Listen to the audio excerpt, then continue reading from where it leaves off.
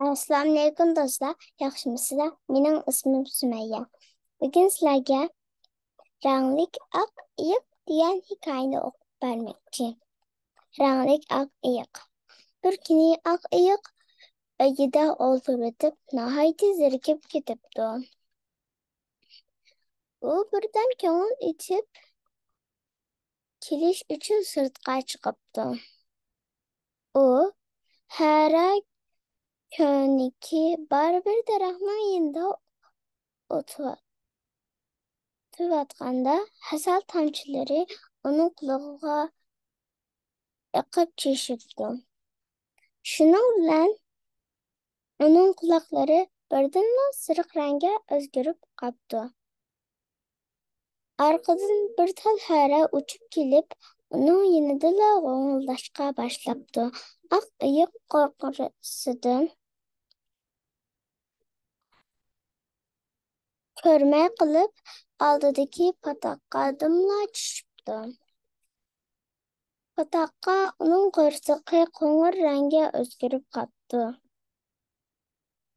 Yo'lda ketyapsa, tilim qip-qizil tovuz uchrabdi. Tovuzni bir tilim yapdim.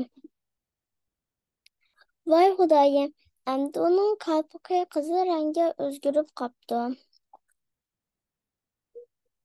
U bog'chadagi ko'k ichilgan gulzorlikda o'ynayotibdi ekan. Ikki qo'l ko'k rangga o'zgarib qoldi. Andin u bog'chadagi yeb-yeshil o't-cho'plikda uxlabdi. Amdilikda uning uchisi yeshil rangga o'zgarib qoldi. U tamsilayotgan bir odamni ko'rib, qilayotgan ishiga qarab birdan turib qoldi.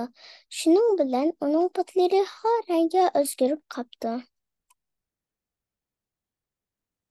Oq ayiq badandagi har xil chiroyli ranglarni ko'rib, xushalliqdan o'ynadan bu yoqqa sakrab usul o'ynashga boshlabdi.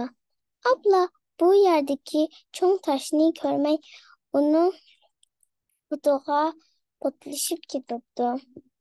Shuning bilan liq-miliq suv qo'shilgan do'stning ichida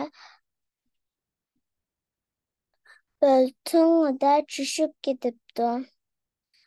U tirmishib ming taslikda do'stning ichidan chiqibdi. Abla uning badandagi har xil chiroyli ranglar suvda yo'qolib ketibdi emasmi? U endi aslidagi oppoq holatiga kelib qoldi. Oq ayiq bog'dagi qo'shiqlar oxirlashib, ko'ngli yarim holda uyga qaytibdi. Xo'sh,